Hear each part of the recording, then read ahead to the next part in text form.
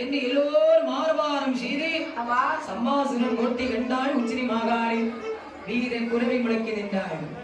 டேய் சம்பாசுரா வெளியே வாடா.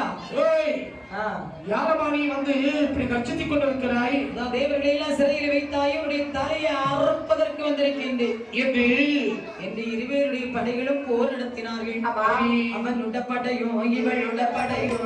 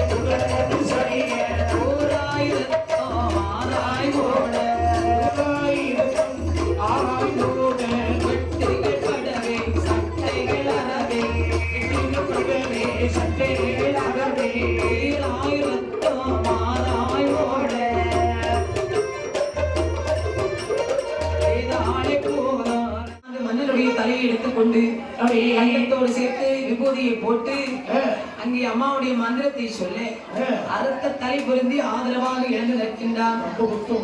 ஏ மந்திரி, என்ன உனக்கு என்ன நடந்தது? என் பள்ளியறையில் வந்து நிற்கிறாய். சற்று நேரத்திற்கு முன்பதாக நீங்கள் தலையில்லாமல் சொந்தமாக இருந்தீர்கள். அப்படியா? ஆமா, மாகாளியுடைய சன்னதியிலே தன்னுடைய தலையை எடுத்து அங்கு காணிக்கையாக கொண்டு வந்து வைத்தேன். அப்போது மாகாளி ஆனவள் எனக்கு 2000 இடத்திற்கு வாழ்வதற்கு வர கொடுத்திருக்கிறார். அப்படியா? மந்திரி, நான் மன்னன், நீ மந்திரி. நான் 1000 வருடம் வரமாங்கி இருக்கிறேன், நீ 2000 வருடம் வரமாங்கி இருக்கிறீ. ஆமா. அப்படியானால் எனக்கும் அல்லவா நீ சேர்த்து வரமாங்கி இருக்க வேண்டும். ஆமா. இத பாருங்கள், என்ன நீங்கள் என்னோடு வாழ வேண்டும், நானும் உங்களோடு வாழ வேண்டும். ஆகவே இது பாருங்கள், 6 மாதம் காடாளுங்கள், 6 மாதம் நாடாளுங்கள். சரி, அப்படி சரிசமமாக முடிந்துவிடும். அம்மை வரகுடத்து பிரகாரம் மன்னனும் மந்திரியும் சரி சமமாக அந்த நாட்டை அரசாண்டார்கள். அரசாண்டு மன்னர்கள் ஆட்சி முடிந்தது. மன்னர் ஆட்சி முடிந்து வெள்ளையர்கள் ஆட்சி காலகட்டம் தொடங்கியது. வெள்ளையர்கள் ஆட்சி காலகட்டத்திலே உச்சினி மாகாளி அம்மையுடைய கோவிலாண்டு அடைபடுகிறது. அம்மாவுடைய கோவில் கையில் ஒரு பொருளுமில்லை, கடந்தருமாறு எனக்கு யாருமே இல்லையே மாகாளி என்று மன்னாடி முறையிடும் போது அம்மா சொன்ன வேதாளை பீடத்திலே இருக்கிறது காணிக்கைக்கு வேண்டிய பொருள்.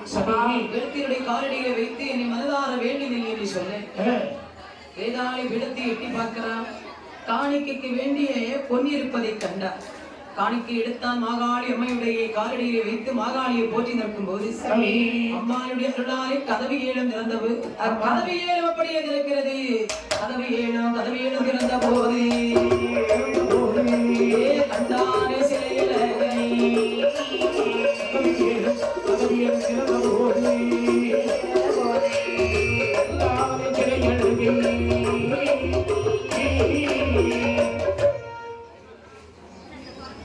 கதவி 7 திறந்த போது கண்டான் சிறையழகை. ஆமா, உச்சினி மாகாளி அம்மையானவள் தங்கச் சிறைகளை தள்ளி வைத்து அவன் வெள்ளிச்சிறையில் கால் நீட்டிக் கொண்டு 16 சடையோடு அம்மையானவள் அமர்ந்திருப்பதை கண்டான். கண்டான் அம்பி மெய் மறந்தான். ஆகா, எத்தனையோ ஆலயத்திலே நாமல் பூஜை செய்திருக்கின்றோம். இதே போல ஒரு ஆலயத்தை இதுவரையில் பார்த்ததில்லை. அம்பாளுடைய அழகையும் இப்படி நான் பார்த்ததில்லை. அப்படின்னு சொல்லி அம்பாளுக்கு கொண்டு வந்தானே தண்ணீர். தண்ணீராலே அம்பாளுக்கு அழகாக அம்பாளை குளிப்பாட்டி முதலிலே எண்ணெய் காப்பு சாத்துகின்றான். அதன் பிறகு தண்ணீர் காப்பு சாத்துகின்றான், மஞ்சள் காப்பு சாத்துகின்றான், தென்னீற்று காப்பு சாத்துகின்றான், இளநீர் காப்பு சாத்துகின்றான், பாலாபிஷேகம் செய்கின்றான், பஞ்சாமிர்தத்தால் அபிஷேகம் செய்கின்றான். தலைவாளை எரிவிரித்தான். வாக்கு வெற்றியை எல்லாம் எடுத்து வைத்து பல வர்க்கங்கள் எல்லாம் வைத்து அம்பாளுக்கு பொங்கப்பானை பொங்கி வைத்து ஆயிரங்கள் விளக்கேற்றி தீப தூபம் காண்பித்தான். ஏழாலை புதத்துக்கு அழகாக பூஜைகள் செய்து வெளியே வருகிறான். மாகாளி அம்மையுடைய அருளால் இந்த கதவு அப்படியே அடைக்கிறது. இப்படி நம்பியான் பூஜை செய்து வரும்போது மாகாளி நம்பியானுக்கு அதாவது வேலை செய்தால் கூலி கொடுக்கணும் இல்லை. காலையிலே ஒரு பணம் வாசல் படியிலே வைக்கிறாள். மாலையிலே மத்தியானம் ஒரு பணம் வாசல் படியிலே வைக்கிறான். சாயங்காலம் ஒரு பணம் கல்லுப்படியிலே வைக்கிறான். இப்படி மாகாளியானவன் 3 பணம் கொடுத்து வருகின்றாள். திருமணம் எடுத்து வருகின்றார். இப்படி எடுத்து தன்னுடைய குழந்தைகளை எல்லாம் அப்படி வளர்த்து வருகின்றார். வளர்த்து வரும்போது 7 பிள்ளைகளை நல்லா சாப்பிட்டு கொழு கொழு கொழுன்னு வளர்த்து நிற்கிறது. சரி, 7 பிள்ளைகளும் குமராக இருக்கும் போது சோமாண்டி ஆட்சி கணவனை பார்த்து சொன்னாள். என்னங்க 7 பிள்ளைகளும் குமராக இருக்கிறார்கள். சரி, பிள்ளைகளை கல்யாணம் பண்ணி கொடுக்கணும்னு சொன்னா அதான் நம்ம கையில ஒரு காசு கிடையாது அப்படின்னா மாகாண இடத்துல சென்று பிள்ளைகளை கல்யாணம் பண்ணி கொடுப்பதற்கு பொன்பொருள் கேட்டு வாங்க. சரி, எப்படி அழைக்கணுமா என்று சொன்ன போது இந்த சந்தனவா நம்பி அம்பாளுக்கு பூஜை முடிக்கிறான். அம்பாளை போற்றி நிற்கின்றான். இடங்கள்ல குமரி இருக்கு. உச்சி மாகாளி போனதங்கா குமரனுக்கு அமுதம் தருவாய். உச்சி மாகாளி சொன்னா கட்டி உன்னை கொண்டு வர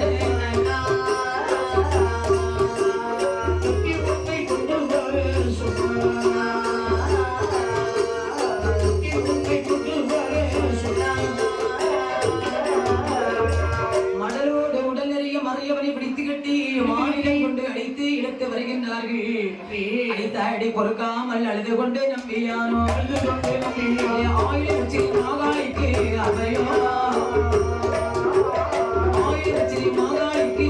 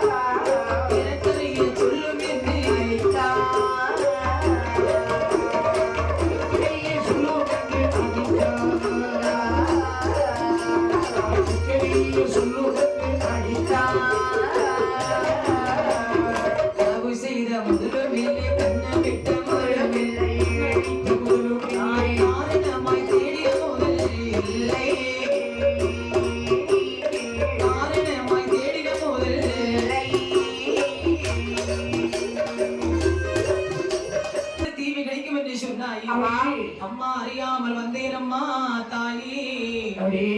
நிற்கும் போது பார்த்தார்கள் சிப்பாய்மார்களே, எங்கடா களவு செய்தாய்? ஐயா, நான் களவு செய்த முதல் நிலை கண்ணமிட்டு முதல் நிலை. உச்சரி மகாலியுடைய சன்னதியிலே சென்று என்னுடைய குழந்தைகளுக்கு திருமணம் செய்வதற்கு முதல் வெட்டி. சரி, அன்னையானவள் மனமிறங்கி கொடுத்த முதலையா? அப்படியா? ஆமா, உங்க மகாலி தந்தா தந்தான்னு சொல்றீங்க. நாங்க கேட்டா உங்க அம்மா தருவாளாடா? தருவார்கள்.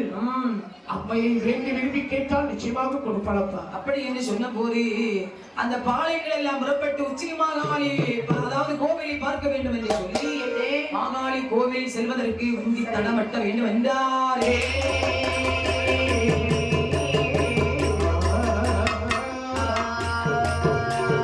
உச்சி மாகாளி அம்மா அம்மான்னு சொல்றீ வெள்ளக்காரனுக்கு பொதுவாகவே தெய்வ பக்தி கிடையாது, அவன் நம்ப மாட்டான்.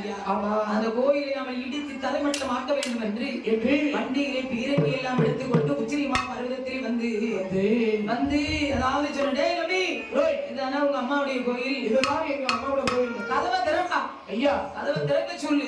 கதவை திறப்பதற்கு சாவி கிடையாது ஐயா, தாக்கோரை கிடையாது என்று சொன்ன போது தலைக்கு விழுந்து சொல்லுகின்றான். வடக்கு கோட்டை வாசலில் சொன்னார், வடக்கு கோட்டை வாசலிலே வையோமைடா பீரங்கி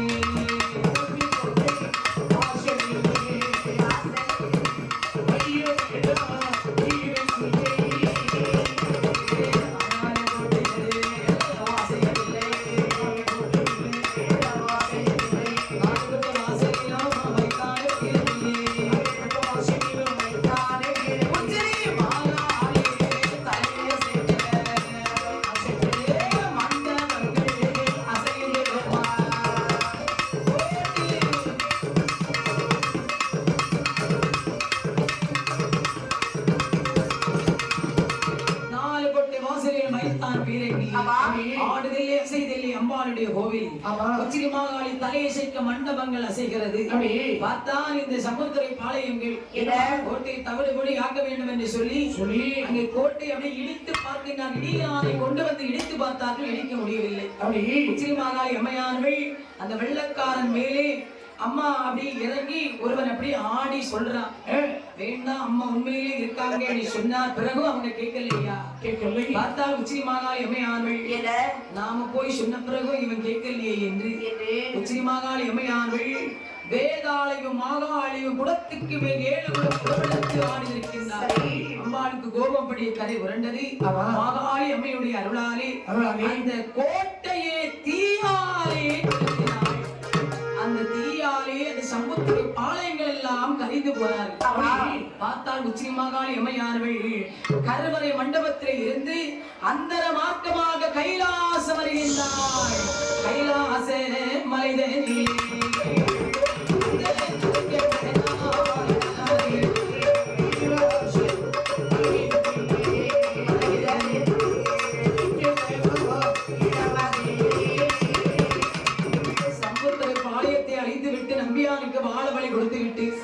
உச்சிரி மாகாளி அம்மையானவள் ஆதிவள்ளி கைலாச மலையில் வந்து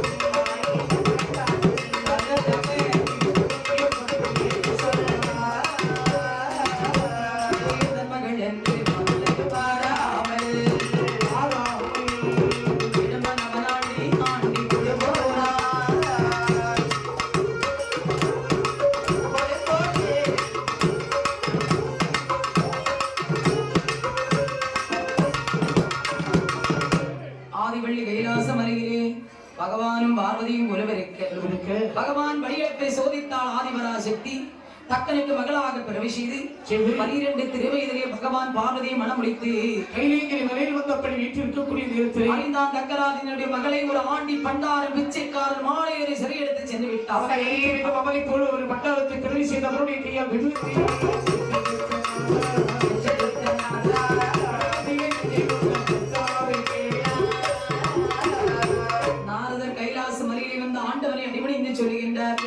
பகவானே தக்காபுரத்திலே உங்களுடைய மாமன் இருக்கின்றான், இது அக்கன் வளர்க்கின்றான், உங்களே அவமானப்படுத்தி பேசிவிட்டான். ஆமா உடனே தக்கராஜனா அதான் பகவானுக்கு அப்படி கடும் கோபம் உண்டாகியது. சரி உடனே அந்த அதாவது பார்வதி யார் சொல்லுகின்றார், சுவாமி தக்கன் வளர்த்த வேலையை நான் உடனே சென்று பார்க்க வேண்டும். ஆகட்டும் என்று சொல்ல பகவான் எவ்வளவு சொன்னார், கேட்கவில்லை. உடனே ஆதிபரா சக்தியானவி தேரிலே ஏறி வருகின்றாள். தக்கராஜனோ யாகம் இருக்கின்றான். வடக்கு முகமாக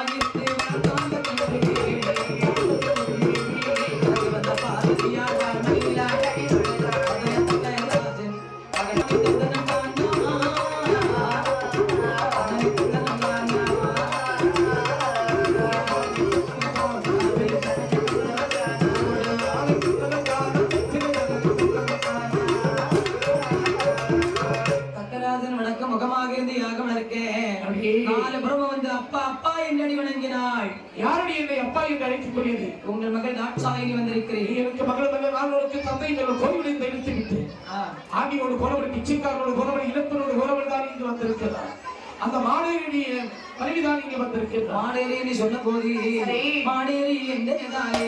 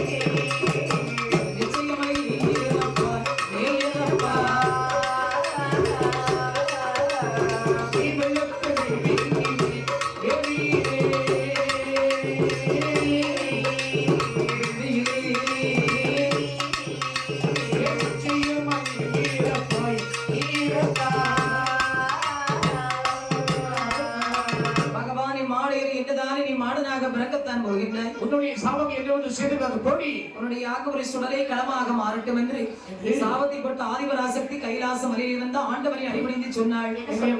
தக்கன் வளர்த்த வேள்வியை அவனே சாக வேண்டும், தலையிறத்து கொண்டு விடுங்கள் என்று சொல்ல உடனே பகவானுக்கு கடு கோபம் உண்டாகி அவருடைய மேனியெல்லாம் வேர்வையால் கொட்டியது. சரி, அந்த வேரையை வாரி அப்படி நிலத்திலே விட்டெறிந்தார். வேரையெல்லாம் கருவுருவாகி அங்கே ஒருவர் பிறந்து வருகின்றார். அவன் தான் வியர்வை முத்திரன். அவனுடைய தோற்றம் எப்படிமா இருக்கிறது? 10 தலை 20 கரங்கள் 18 ஆயுதம். 10 தலைக்கு இத்தனை வாய். ஆமா, 10 வாய். 10 வாய்க்கு இத்தனை பல்லு. 320 பல்லு. 320 எங்க? ஆமா, இவனுக்கு எல்லாம் மொத்தம் ஒரு 20 பல்லு தான் இருக்கு. அது கலந்து போயிட்டு 10 தான் இருக்கு. அப்படியா? அதுல 10 5ல ஆட்டம் கொடுத்தாச்சு. அப்படியா? சரி, போகட்டும்.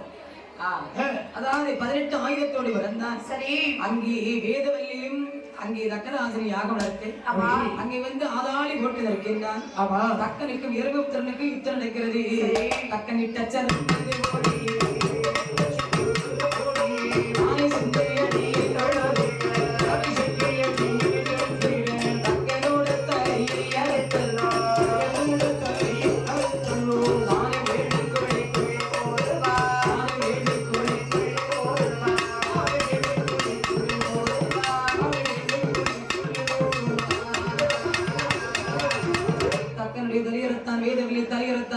போட்டு சாம்பலாக்கி ஓடுற கோட்டை கொத்தனம் எல்லாம் அடித்து நொறுக்கினான். தம்பட்டத்தை தவிலோசியம் விளக்க தம்பட்ட தவிலோசி காதலி கேட்ட ஆதிபரா சக்தியானவள் ஓடோடி பகவான் எடுத்து வந்து என்னமா சொல்லுகின்றனர்? பகவானை அழைத்துக் கொண்டு தக்காபுரம் வருகின்றார்கள். சுவாமி, இந்த எழுப்பித்தாருங்கள் சுவாமி. இறந்தவர்களை எழுப்ப என்னால் முடியாது பார்வதி. இதற்கு விதி முடியவில்லையே சுவாமி. அப்படியா? எழுப்பலாம். சொல்லுங்க. வடக்கை தலை வைத்திருக்கக்கூடிய எந்த ஜீவராஜியாக இருந்தாலும் சரி, 2 தலையை அறுத்துள்ளார். இதோ சென்று கொண்டு வருகிறேன். ஒரு ஆட்டுத்தலையும் மாட்டுத்தலையும் அறுத்து வந்தான். சரி, மாட்டுத்தலை சக்கரைக்கு ஆட்டுத்தலை வேதவலிக்கு வைத்தார்கள். ஆடு மாடு என்று அங்கிருந்த தேவர்கள் எல்லாம் பரிகாசமாக பேச உடனே பகவானை வந்த அடிவணங்கி சொல்கிறான் தக்கராஜன், இந்த சுரூபத்தை எனக்கு மாற்றி தர வேண்டும் என்று சொல்ல சுரூபமான சுட சுட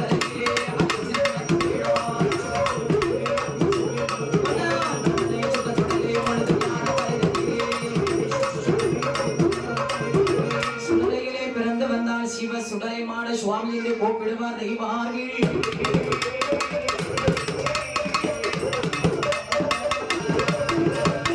சுரூபமாக வேண்டுமானால் நீங்கள் சுடலையிலே பிறக்க வேண்டும். யாரை சுட்ட சுடலையில் பிறந்தவர் வேண்டும் பகவானே? அது முன்னால் பிரம்மனை சுட்ட சுடலை முழுதுமையான கரை ஞானகரை இடுகாட்டிலே நான் சுடலை களமதிலே பிறந்து வந்தால் உங்கள் சிறுபமாறி பூலோகத்தில் உள்ளவர்கள் எல்லோரும் உங்களை சிவ சுடலை மாட சுவாமி என்று கையெழுத்து வழங்குவார்கள். அப்படியா சுவாமி? ஆண்டவன் சிவ சுடலை மாட சுவாமியோடு 21 மாடன்மார்கள் பிரவிசிய வேண்டும் என்று. அப்பா தேவர்களே, சுடலை மாட சுவாமியை பிரவிசிய உங்களால் முடியுமா? எங்களால் முடியாது சுவாமி. யாரால முடியும்? காப்பாட்சி மலையில் கற்பனைக்கு சிம்மாசனத்தில் வீட்டிற்கு தீர்ந்த நமக்குள்களை அழைத்து வருவேன். குருதாசி ஐயாவே அழைத்து வந்தார்கள்.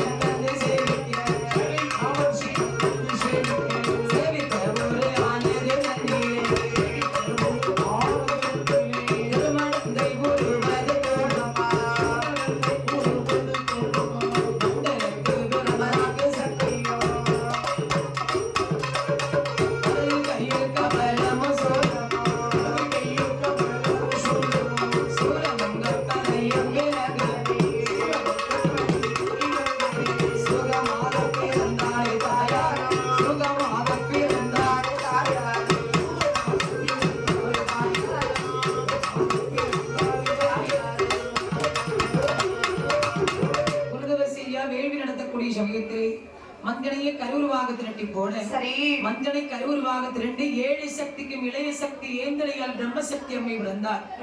பிரம்மசக்தி அம்மாவை மாடனுக்கு தாயாக பிரம்மபீடத்திலே அமர வைத்து ஆமா 21 மாடன்மார்களை பிரவேசிக்க வேண்டும் என்று பச்சரி செய்யும் சர்க்கரையை விட்டு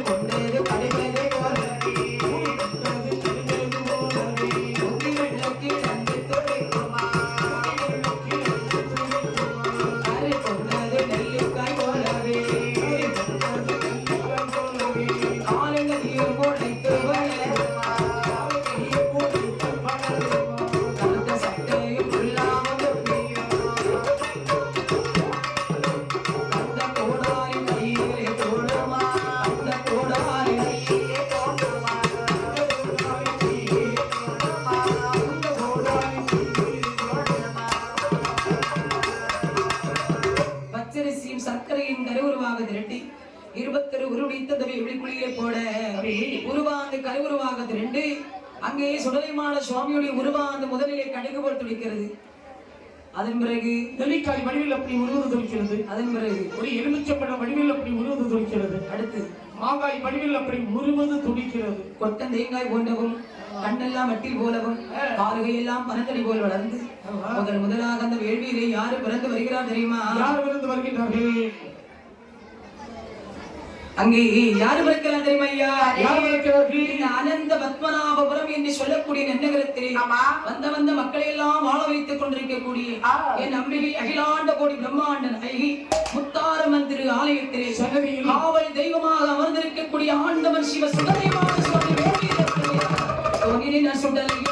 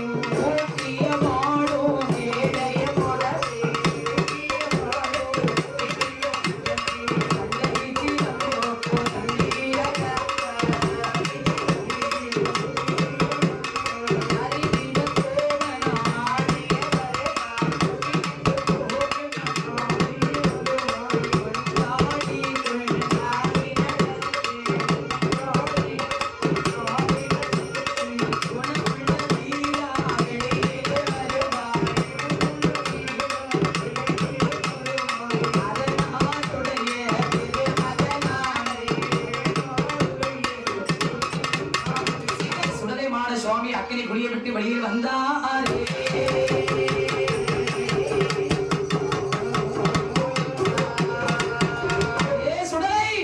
வெளியிலே வாப்பா. ஏ முண்டா வெளியிலே வாப்பா. 21 மாடனுடைய பேரை சொல்லி கரையில் ஏற்றி ஆண்டவன் இருக்கும் கைலாச மலைக்கு உருதவசியா அழைத்து வருகின்றார். கைலாச மலையிலே வந்து சுடலை ஆண்டவன் பகவானிடத்திலே முதலாக கேட்ட வரம் என்ன வரம்? அங்கே மாந்திரவாதி மதத்தையா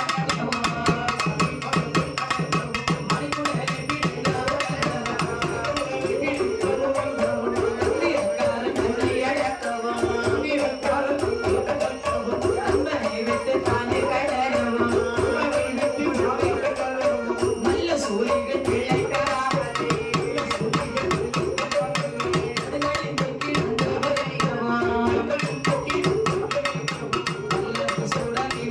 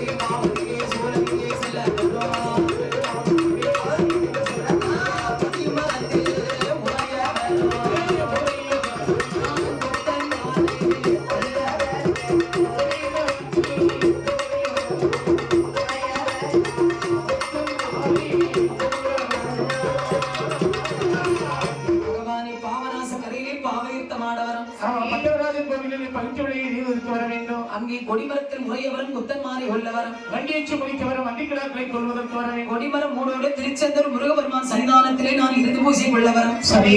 செப்பவே கேளுமையா திரிபுரத்தில் எரித்தனாதா நாதா ஒப்பில்லா வரங்கள் தந்தீர் உலகத்தோர் அறியா வண்ணா.